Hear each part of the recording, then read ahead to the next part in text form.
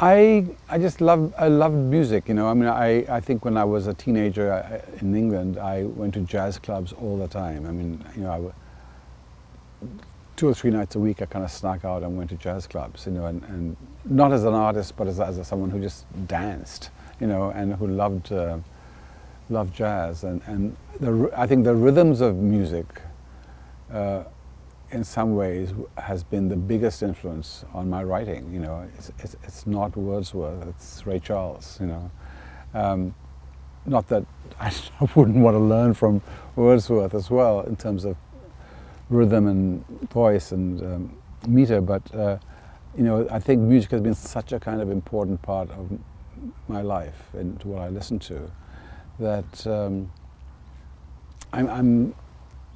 there are elements that I have when I'm writing, that, you know, the pacing of a paragraph or a long sentence that takes over a page is closer to music than anything else I know.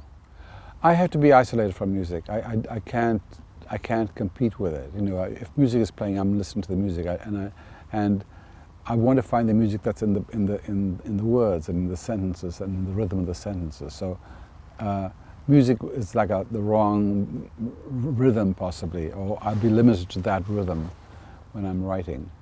I was, you know, I listened to an old conversation with Anthony Minghella, and he said, when he's about to write something, he thinks, he has to listen to music. And it's not that that's going to influence how he writes, but it's how he thinks. He needs to think. I mean, he's listening to mostly classical music. He can think. So it's really interesting how people and artists use music, you know. The ideal thing would be if I was a pianist, you know, a kind of a jazz pianist, kind of Fats Waller. And I just didn't have the right finger chords or whatever it is to do that. I just began writing, I think, when I was at the point when I was going to do something. It became writing poetry when I was at university, and that's how it all began.